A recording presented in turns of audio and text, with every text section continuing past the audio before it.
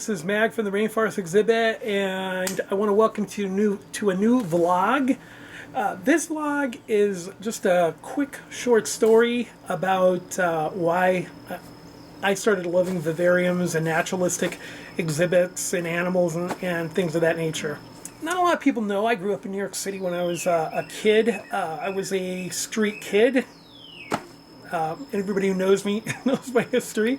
I grew up in New York City, and I left New York City probably when I was about 14, going on 15. I went up to live with my family in Buffalo, New York. Anyways, long story short, at the time I grew up in 1970's New York City, and it was pretty wild, pretty crazy in those days. Totally different from the way it is now. I think I haven't been there in a few years. But we used to go, one of my best friends, the longest friend I've had in the world, his name's Ricky, and we met one day and found out that we both loved animals.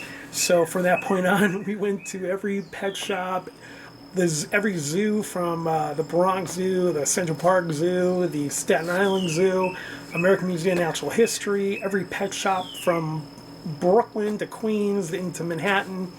We were there.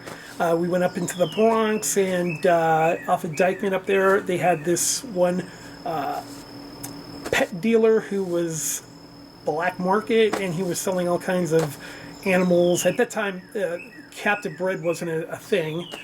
You know, people, they took them out of the wild, or if they did breed them, they sold them, whatever it was. But at the time, there was these guys had everything. They even had one guy had a lion in the basement. In fact, a really funny story. Well, it turned out funny in the end, was a guy in Harlem just recently. Somebody had walked, I think it was a cop who walked by this apartment building, and he noticed that there was a tiger in the window.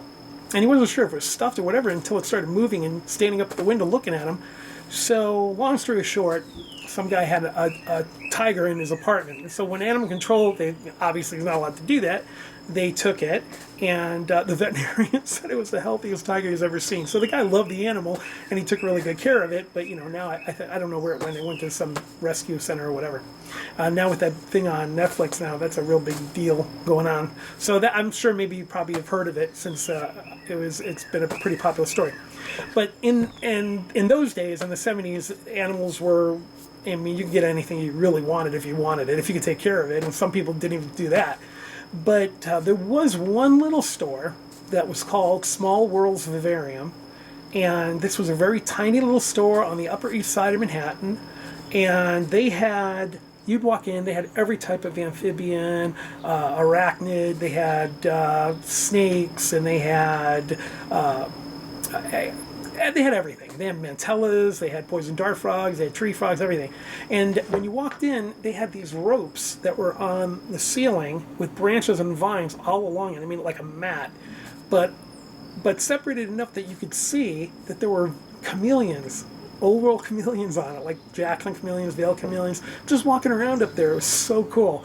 And in the back, they had this one huge exhibit. It was a floral cabinet. Now, I'm giving away a secret because I always wanted to do a floral cabinet vivarium. In fact, if I wasn't going to do the Rainforest exhibit, I would have done one in a floral cabinet and renovated it. But it was the one they had in those days was beautiful. The glass was perfectly clean. The sides, everything was new. In fact, I think they had a mural painted on it. I'm not.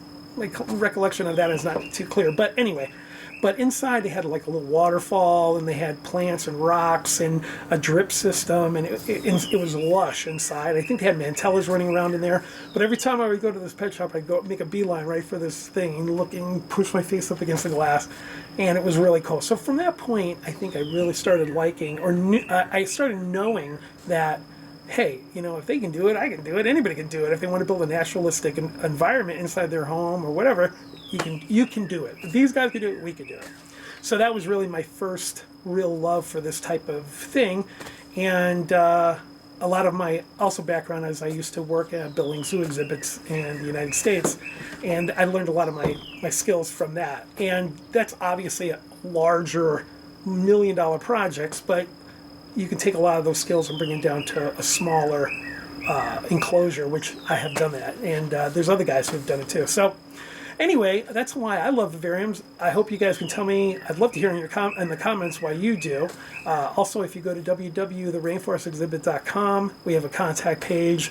Send me a direct message. Let me know why you got into Vivariums. I'd love to see pictures, and if you have any questions for me, I'd love to answer them. How I have a different method of building than some other guys do. A lot of guys do use the foam, the expandable foam, which I use it for cracks and things like that. But I use high density foam, and I've used Shotcrete gunite and on other exhibits, outdoor exhibits. But indoor, I've used high density foam, dry lock method, acrylic paints, all different types of things.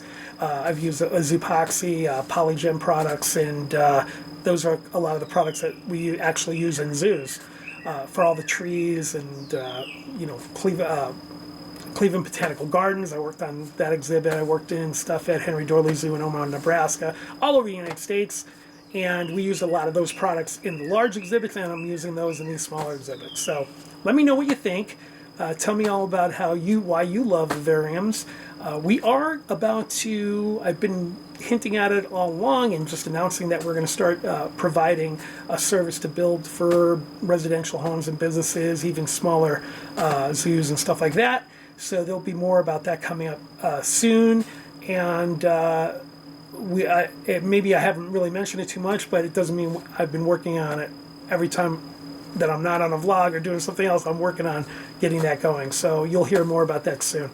And anyways, for the rest of the vlog, we're showing you the Rainforest exhibit after about a year and a third, year and a quarter of growth and coming from first built to right now. So here it is.